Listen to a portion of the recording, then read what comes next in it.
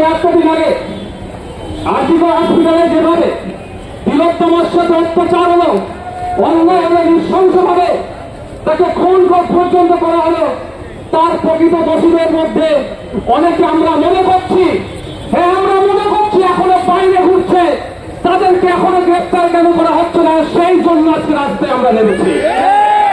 সাথে সাথে যা ওদেরকে আনার করার চেষ্টা করছে সেই সমস্ত কালপিট গুলোকে এখনো সিবিআই গ্রেপ্তার করছে না। আমরা অবাক হয়ে যাচ্ছি, সকালে চাকরি ছাড়লে সন্ধ্যায় চাকরি পেয়ে যাচ্ছে, আর লাখো লাখো ছেলের যুবেরা যুব সমাজ একটা রাস্তায় বসাচ্ছে চাকরির জন্য। কি রহস্য আছে? কত মুখ্যমন্ত্রী ধন্যবাদ সে সকালে চাকরি ছাড়ছে, সন্ধ্যায় তাকে চাকরি দিচ্ছে, আর আমাদের মতো লাখো লাখো বেকার যুবকদের চাকরির জন্য হয়ে ঘুরছে। কারণটা কি? নিশ্চিত কিছু কারণ আছে। আমি প্রথম দিন থেকে বলে আসছি না, শুধুমাত্র এতে দর্শন খুন নয়, এর পেছনে বড় রহস্য আছে। তোমার এই বোনটা আমার দিদিটা জানতে পেরে গিয়েছিল, সেই জন্য অপরাধ গুলো নরখাদক গুলো তাকে খুন করেছে। আমরা পিছিয়ে থাকবো না, চুপ করে থাকবো না। আজকে ব্যারিকেড দিয়েছে, আজকে আমরা ব্যারিকেড ভাঙতে আসিনি, কিন্তু যেদিন ব্যারিকেড ভাঙতে আসবো সেই দিন মুখ্যমন্ত্রীকে আজকে আমরা ব্যারিকেড ভাঙতে আসিনি।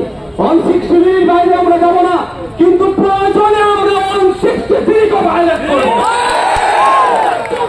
তৈরি হচ্ছে মানুষের জন্য তৈরি হচ্ছে পারলে 163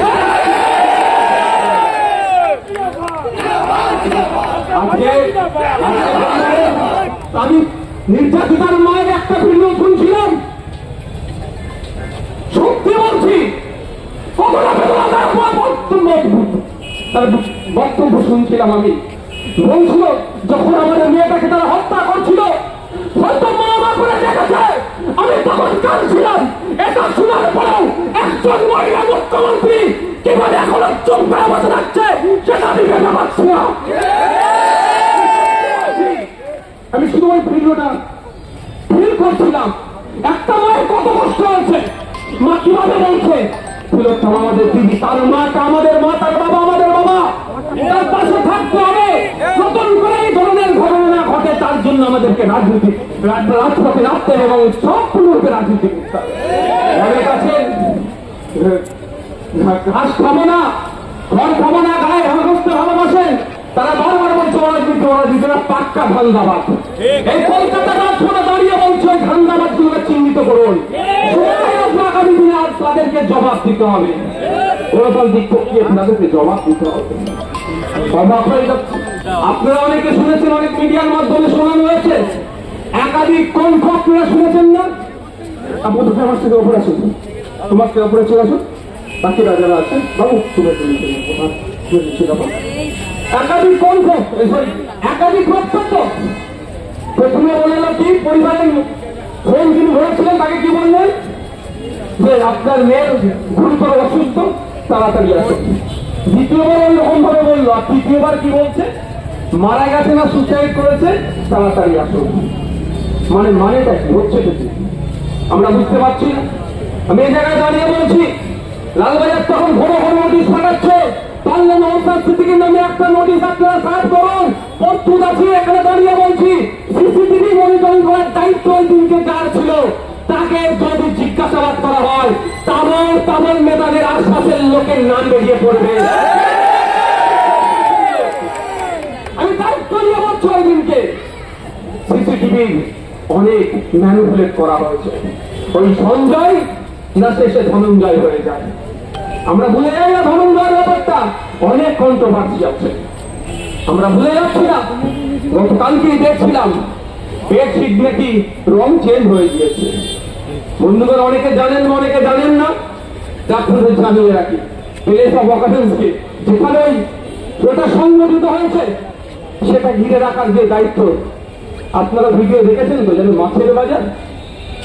অন্যান্য ডিপার্টমেন্টের ডক্টর ওখানে কি করছিল, কার নির্দেশে এসেছিল, কি করতে এসেছিল, ডক্টরের কথা ছেড়ে দিন, আইনজীবী ওখানে কি করছিল, কোর্ট নাকি আইনজীবী অ্যাভেলেবেল থাকবে ওখানে, ওই সময় আইনজীবী ওখানে পৌঁছাবে কিভাবে? কোনো জবাব নাই। জবাব দেবে নাকি? যে জবাব যার কাছ থেকে চাইছি সেই রাস্তায় নেমে বলছে জবাব চাই, জবাব দাও।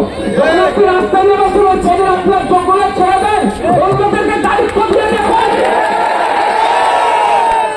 দায়িত্ব দিয়ে দেখুন, পারবেন না আবার ধরে রেখেছে, অন্যদেরকে দায়িত্ব দিন, দেখবেন কি করতে পারে। আপনি আপনার সাম্রাজ্য যদি বাঁচাতে চান, সত্যি তো সাম্রাজ্য হয়ে গেছে এখন, এখন উনি রাজার আমাদেরকে জনগণকে প্রজার মতো আচরণ করছে, তবে বেশি দিন টিকবে না। রাজাদের কাপড় করে বলার লোকের অভাব ছিল, এখন বাড়িতে বাড়িতে জনগণ করে গেছে,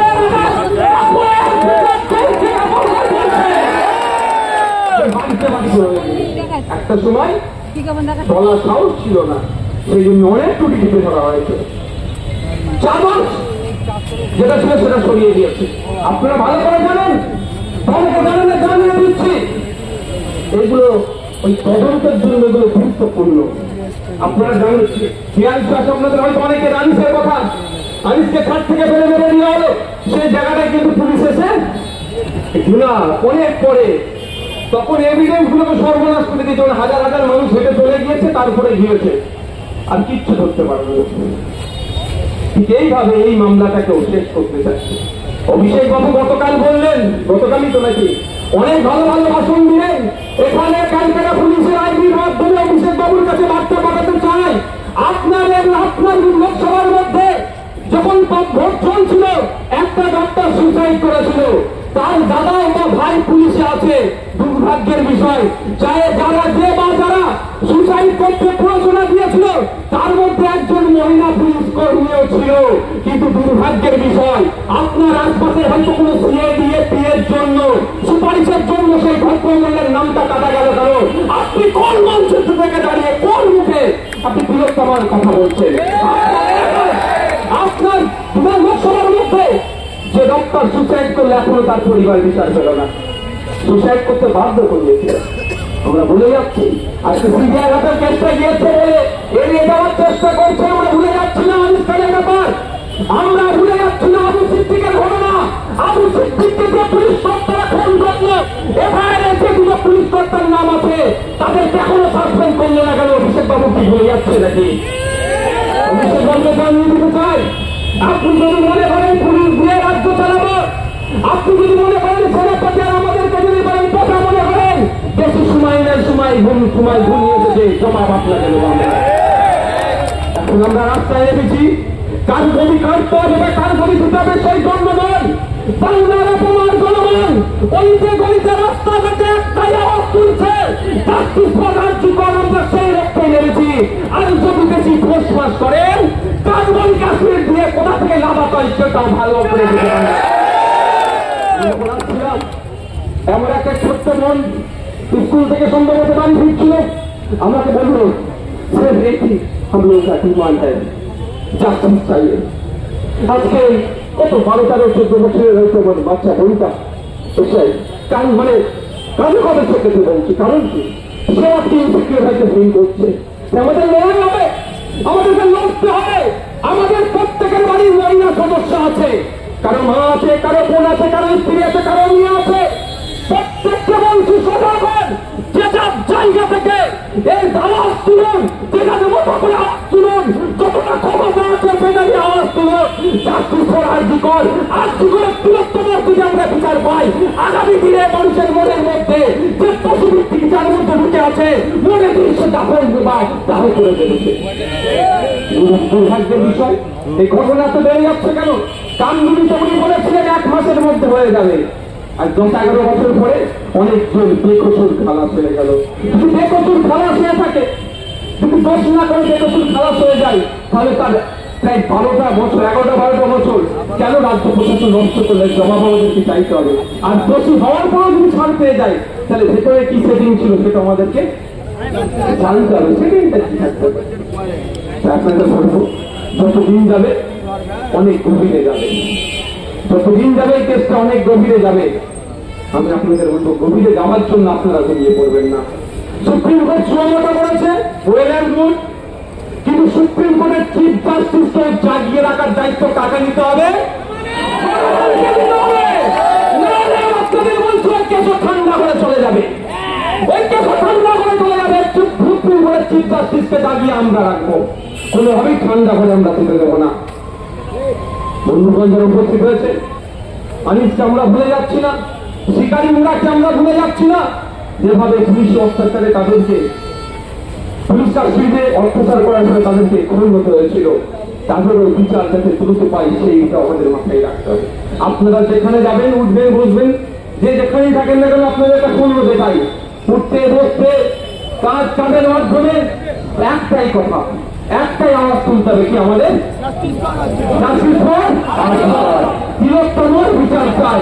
এটা তুলতে হবে, এটা ভুলে গেলে চলবে না। ভুলিয়ে দেওয়ার চেষ্টা হচ্ছে, অনেক রকম ভাবে ভুলে চেষ্টা হচ্ছে, সেই কাজে আমরা পা দিব না।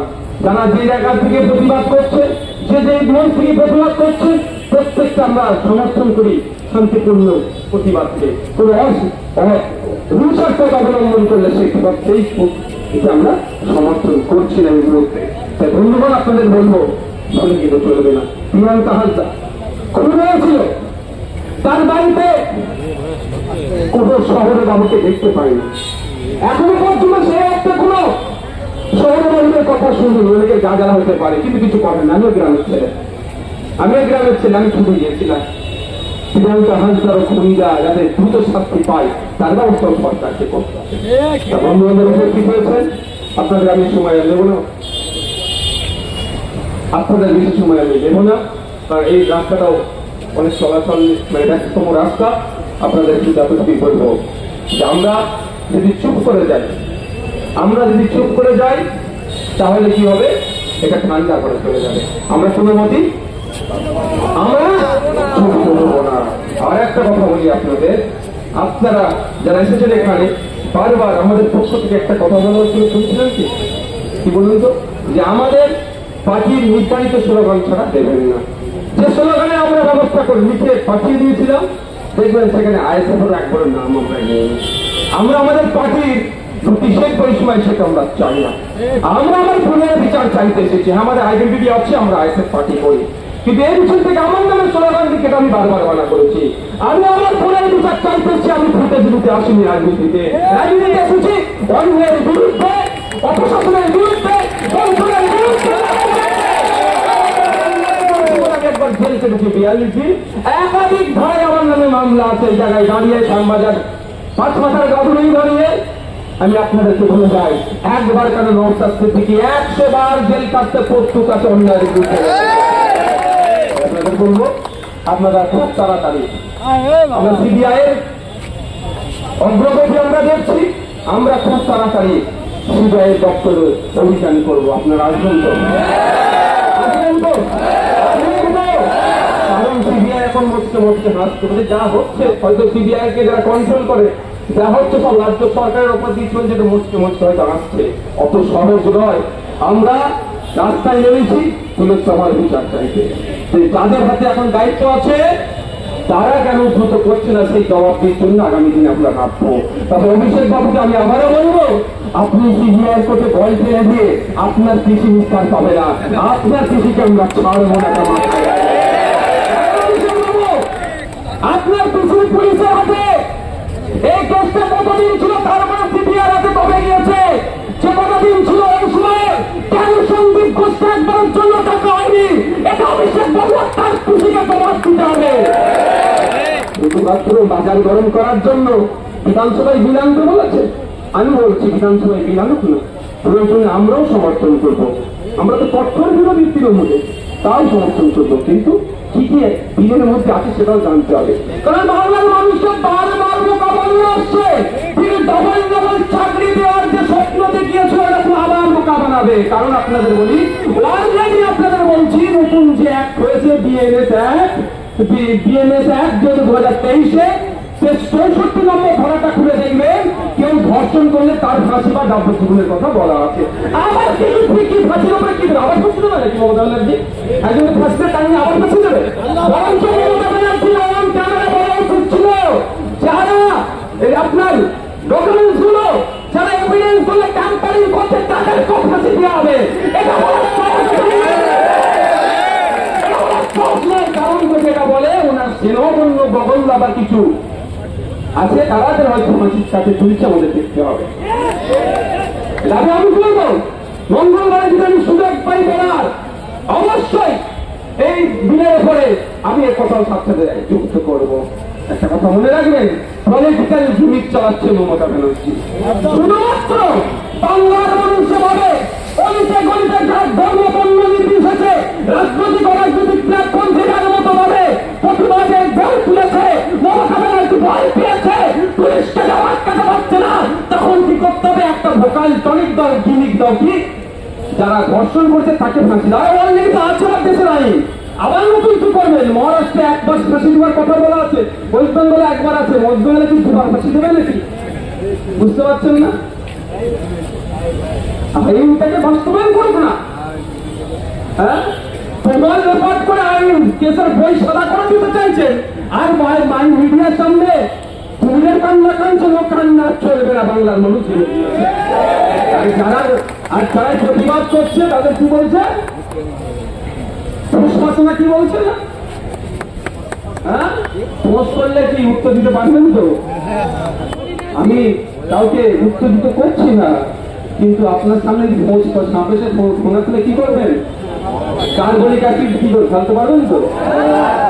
তবে আমি আশা করছি ফোন তোলার জায়গায় নেই, কারণ অনেকে আমাকে পার্সোনালি মেসেজ করেছে তৃণমূলের নেতারা, অনেক সত্যি যে কাহিনী সেটা নিয়ে নেওয়া যাচ্ছে না, কিন্তু অবসান নাই বলে কিছু করা নেই, ঠিক করা।